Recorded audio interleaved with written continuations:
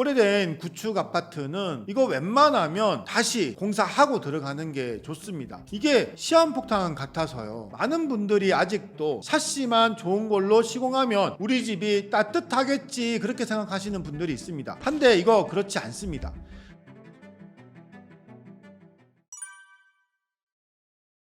올해 5월쯤인가 당진에 600세대가 넘는 어느 아파트에서 천정 안쪽에 목재에 곰팡이가 너무 많이 생겨서 방송에 나온 것을 본 적이 있습니다. 불량한 목재를 사용했다고 당시 지자체에서 부분 공사 중지 명령을 내렸고 전체 재시공을 했습니다. 아마 목자재가 현장에 들어올 때 수분 함량을 체크하는 함수율 체크를 좀 소홀하게 했거나 비에 맞아서 목재에 곰팡이가 많이 생겼을 가능성이 높은 거죠. 또 1년밖에 안 된 그런 아파트에 물이 샌다고 창틀 옆에 또 벽면에 물이 맺히고 곰팡이가 생긴다는 그런 뉴스들도 본 적이 있고요. 최근 저에게 접수된 사례를 하나 보면은 최근에 청량리에 어느 고층 신축 아파트에 화장실에 냄새를 잡지 못해가지고 화장실을 전체 다 뜯고 재시공해달라는 그런 의뢰를 받기도 했습니다. 사실 신축 아파트에서 하자가 전혀 없다면 얼마나 좋겠어요. 결국 본인이 이런 것들을 다 직접 챙기고 확인할 수밖에 없는데 사실은 여러 하자들 중에서도 자재 관리라든가 시공 디테일이 부족해서 나타나는 하자 유형들, 마감 하자들이 대부분이긴 합니다. 아까 얘기했던 그런 뉴스에 나오는 정도는 좀 더 다른 또 얘기들인 거죠. 주로 도배라든가 필름이라든가 또는 도장 그리고 뭐 타일 같은 이런 마감 공사 하자들이 아주 많이 유형을 대다수 차지하는데요. 대부분 건설사들이 하자 점검이나 시공 관리를 하는 인원들이 많이 부족하기 때문에 이런 것들이 훨씬 더 많이 나타나게 되고 마감 공사하고 관련된 하자가 주를 이루게 되는 겁니다. 건설사에서 보통 한 명의 시공 관리자가 50채에서 100채 정도의 아파트 세대수를 점검하고 관리하는 경우가 많은데요. 각 공정의 이 작업자들을 따라다니면서 일일이 확인하는 게 불가능하다 보니까 이런 마감 하자들, 이런 시공 디테일에서 나타나는 이런 하자들은 많을 수밖에 없는 거죠. 사전 점검은 집을 분양받고 나서 내 집을 처음으로 보는 시간이죠. 보통 2일에서 3일 정도 진행이 되고 들뜬 마음으로 우리가 사전 점검을 가게 됩니다. 돗자리도 챙기고 먹을 것도 챙겨가지고 거의 뭐 피크닉 가는 그런 느낌으로 가시는 분들이 많죠. 저 같아도 아마 그렇게 하지 않을까 싶어요. 하자 점검을 할 때는 충분히 시간을 가지고 가는 게 저도 좋다고 생각합니다. 사전 점검할 때 각 공간별로 중요한 하자 체크 팁을 한번 알려드리겠습니다. 첫 번째, 현관에서는 조명이라든가 중문에 센서 작동이 잘 되고 있는지, 또 현관 바닥 타일에 파손은 없는지, 바닥을 한번 두들겨 봐서 들뜬 타일이 없는지 이런 것도 한번 체크를 해보고요. 그 다음에 신발장의 문 개폐 상태 이런 것들도 이상이 없는지 점검을 합니다. 거실에서는 타일 아트월의 매지 간격이 일정한지, 또 단단하게 부착되어 있는지 두들겨서 검사도 한 번씩 해보고요. 마감 자재들을 하나씩 살펴봐야겠죠. 마루나 벽지, 필름 이런 것들의 파손이라든가 실리콘이 떨어진 것이 없는지 이런 것도 봐야 합니다. 마루 같은 경우는 하자가 참 많이 나오는데요. 마루는 좀 점검을 좀 꼼꼼하게 미리 해놓는 게 좋고요. 샤시는 꼭 개폐를 해보고 밀실하게 얘가 잘 닫히고 있는지 확인이 필요하고, 또 창틀이나 창짝의 수직, 수평 이런 상태들이 잘 맞는지 확인을 해야 됩니다. 주방은 당연히 이 싱크 가구의 문짝들 위주로 개폐 상태를 먼저 확인을 해야 될 거고, 또 경첩이라든가 또 서랍 하드웨어 같은 것들이 문제가 없는지 이런 것들을 살펴봐야겠죠. 화장실은 세면대나 액세서리나 이런 것들, 부착물들이 잘 붙어 있는지 고정 상태를 좀 확인을 해봐야 될 것 같고, 샤워부스 같은 경우는 이게 흔들리지 않는지 이런 것들을 확인해 보는 게 좋습니다. 특히 화장실에서는 아까 우리가 현관 바닥이라든가 거실의 벽을 이렇게 두들려서 타일을 검수해 본 것처럼 화장실 타일도 손으로 한번 이렇게 두들겨 봐가지고 지나치게 덜떠 있거나 속이 많이 비어 있는 것들이 없는지 두드림 검사를 해보는 게 좋습니다. 그리고 마지막으로 화장실 바닥에 물을 한번 부어 보세요. 이 물을 한번 뿌려보고 이 물이 잘 빠지는지, 바닥에 이 구배 상태, 기울기 상태가 잘 돼 있는지를 확인해 봐야 됩니다. 물이 고이는 곳들이 있으면 당연히 하자 접수 체크를 해야겠죠. 사전 점검이 끝나도 법적으로 하자 보수 기간이라는 게 있습니다. 마감 공사들은 대부분 1에서 2년 정도이고, 단열, 설비, 방수 같은 것들은 대부분 3에서 5년이죠. 그리고 콘크리트 구조물 같은 경우는 10년 정도 하자 보수 기간이라는 게 법적으로 명시되어 있으니까 여러분들이 사전 점검이라든가 또는 입주 후에도 하자 보수 받는 것들을 충분히 하실 수 있고요. 다만 이게 좀 번거로워서 미리 체크하고 보수를 받는 게 좋은 겁니다. 입주 후에 지정된 이 보수 기간 안에 여러분이 접수만 하면 하자 처리는 대부분 가능하니까 여러분이 혹시나 다 체크하지 못한다고 걱정하지 않으셔도 될 것 같습니다. 새 아파트에 입주 후에도 인테리어를 다시 하는 경우가 많이 있죠. 특히 요즘은 기본 공사 외에 대부분 옵션으로 스타일업 시키는 경우들이 너무 많잖아요. 이 분양을 받다 보면은 이 분양가들에서도 이 옵션가들은 너무 비싸서 이게 막 망설여지기도 하고요. 또 마감 품질이 많이 떨어지기 때문에 우리가 이것들을 선택을 안 하고 공사를 별도로 하는 경우들이 있습니다. 확실히 요즘에 제가 살펴봐도 이 옵션 내용들이 너무 다양하고 많아졌어요. 확장 같은 변경 레이아웃들은 이 확장 옵션을 안 할 수가 없게 또 이게 만들어 놨기 때문에 무조건 이 옵션 선택은 할 수밖에 없고요. 사실 뭐 타일이라든가 필름 마감 자재 뭐 이런 거에 대한 옵션, 조명, 가구 옵션 뭐 이런 거 싱크 옵션 비용은 정말 비싼 편입니다. 너무 옵션이 많아가지고 일반 소비자분들이 이게 뭐가 뭔지 이거 솔직히 보고 파악하는 게 쉽지 않겠더라고요. 차라리 마이너스 옵션을 선택을 해서 내 입맛대로 하는 게 더 좋지 않나, 그런 생각을 많이 합니다. 소방시설이라든가 단열, 미장, 방수, 전기 배선, 또 설비공사 같은 이 건축물 구조물에 영향을 미치는 것들을 제외한 모든 마감 자재들은 마이너스 옵션을 선택해서 분양하실 때 여러분들이 빼실 수가 있습니다.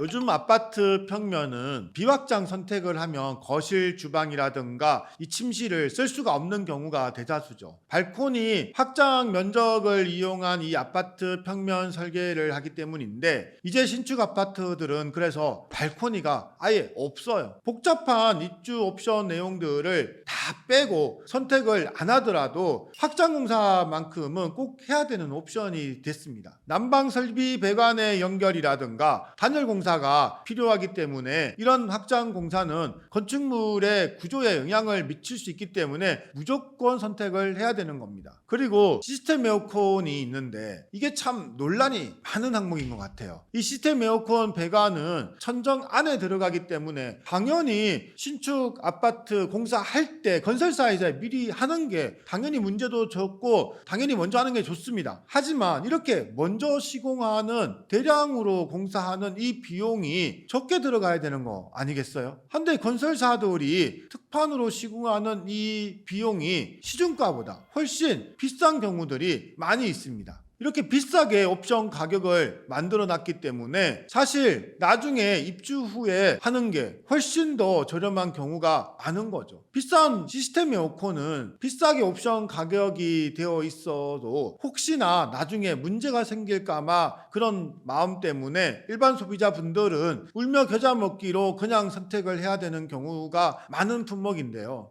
이 비싼 가격으로 에어컨 옵션이 만약에 되어 있다면 차라리 이거는 별도로 입주 전에 사전 점검 기간이라는 게 있으니까 그때 별도로 시공하셔도 충분히 설치가 가능합니다. 이 비교 금액을 한번 정확히 한번 확인을 해 보시고 선택하시는 게 좋을 것 같습니다.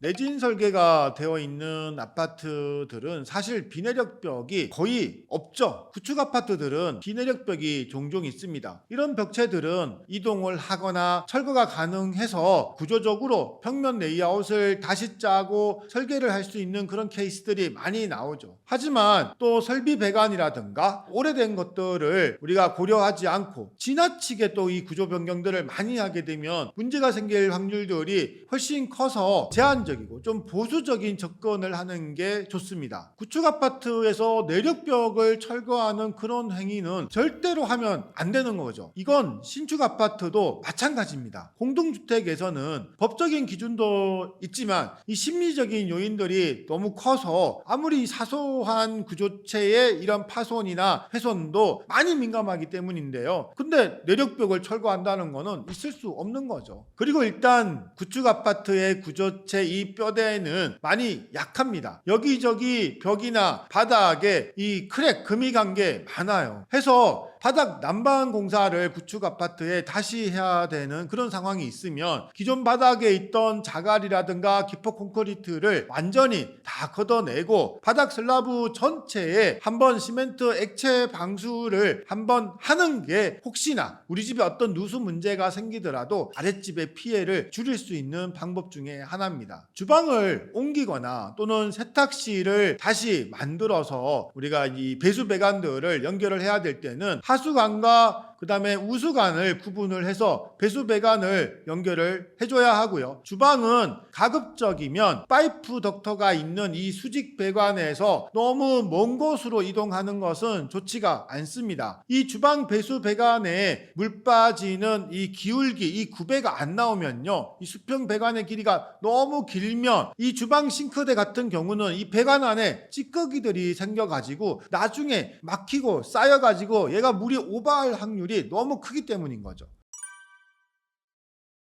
오래된 구축 아파트는 난방 배관이 동파이프로 되어 있는 경우가 대다수죠. 이거 웬만하면 다시 공사하고 들어가는 게 좋습니다. 이게 시한폭탄 같아서요. 오래된 이 구축 아파트는 이 난방 배관의 누수 문제가 참 많이 생겨요. 아파트 관리실에서 하도 이런 문제들로 이 고통을 당하다 보니까 윗집 아랫집 분쟁들이 많이 있다 보니까 새로 입주하시는 분들한테 무조건 난방 배관 공사는 다시 하고 입주하라고 강력하게 권유하는 그런 아파트들도 제가 많이 봤습니다. 한데 이런 난방 배관을 다시 해야 되는 아파트에 웬만하면 홈파기 난방 배관 같은 것은 제가 권유드리지는 않습니다. 이 홈파기 난방 배관이 공사비가 적게 들고 공사 기간이 짧은 건 사실입니다. 어쩔 수 없는 경우에는 해야겠죠. 하지만 요즘 아파트 지을 때 하는 그런 난방 배관 방식에 비하면 확실히 열 효율이 좀 떨어집니다. 기존 바닥에 홈을 파가지고 난방 배관을 넣다 보니까 이 좁게 이 배관 간격을 만들기가 어려워요. 그래서 요즘 아파트처럼 촘촘하게 난방 코일을 넣었을 때랑 열의 효율이 아무래도 좀 부족하고요. 특히 이 구축 아파트는 난방 배관을 다시 할 때 외벽면에 있는 기존 단열재를 완전히 다 걷어내고 다시 시공해야 되는 그런 경우들이 정말 많죠. 그렇게 해야 훨씬 더 따뜻하니까요. 하지만 이 방바닥을 다 걷어내고 난방 배관을 시공하는 게 아니라 홈파기를 하게 되면 바닥 코너 쪽에 벽 단열재를 이 슬라브 바닥까지 밑으로 밀어 넣을 수가 없게 되는 겁니다. 그러면 여기 이 코너 쪽에서는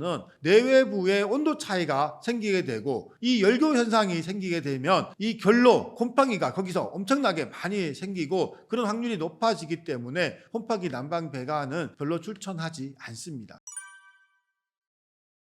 예쁘게 마감을 만드는 것도 인테리어에서 정말 중요한 내용이 맞습니다. 눈에 우리가 쉽게 보이는 도배나 필름의 손상은 쉽게 찾을 수 있지만 우리 집의 성능에 사실 영향을 미치는 것은 아니잖아요. 그런 것 때문에 서로 옥신각신할 필요는 없다고 생각을 하고요. 구축 아파트에서 가장 효율적인 인테리어는 눈에 보이지 않는 기초적인 공사, 단열 공사 이런 것들을 잘 해야 합니다. 예를 하나 들자면 단열재를 한 장 붙이더라도 기밀성을 확보하기 위해서 100mm 단열재를 만약에 붙인다. 그러면 이왕이면 그 100mm 단열재를 바로 그냥 한 장씩 붙이지 말고 50mm씩 나누어서 교차 시공을 하는 겁니다. 두 겹으로 해서 이렇게 교차 시공을 하면요, 틈새 없는 그런 기밀성을 유지할 수도 있고요. 그리고 그리고 벽에 부착을 할 때 밀착 시공을 하게 되면 훨씬 더 효율적인 그런 단열 공사들을 하실 수 있습니다. 어떤 단열재를 사용했느냐도 중요하지만 사실 그런 것보다 어떤 방식으로 시공했느냐가 훨씬 더 우리 집의 성능을 상승시키는데 더 중요한 역할을 하는 이유입니다. 많은 분들이 아직도 샤시만 좋은 걸로 시공하면 우리 집이 따뜻하겠지 그렇게 생각하시는 분들이 있습니다. 한데 이거 그렇지 않습니다. 샤시를 중심으로 해서 벽, 바닥, 천정의 이 단열재들이 일체화된 긴밀한 시공이 되어야 따뜻해지는 거고요. 이게 바로 보온병 시공 원리인 거죠. 보온병 뚜껑은 샤시라고 생각하시고 보온병의 이 몸통은 샤시 주변에 있는 단열재라고 생각하시면 됩니다. 오히려 단열 공사를 소홀하게 하고 샤시만 좋은 제품으로 시공했을 때 결로나 곰팡이가 생기는 경우가 훨씬 많은데요. 이게 왜 그런가 하면은 예전에 샤시가 좋지 않았을 때는 샤시에서 들어오는 우풍이 있었을 거 아니에요. 단열이 좀 좋지 않았어도 우풍이 있으면은 결로 곰팡이가 안 생깁니다. 근데 샤시를 좋은 걸로 바꿔서 밀폐를 딱 하는 순간 이 좋지 않은 이 단열재 요 공간에서 결로나 곰팡이가 생기는 거죠.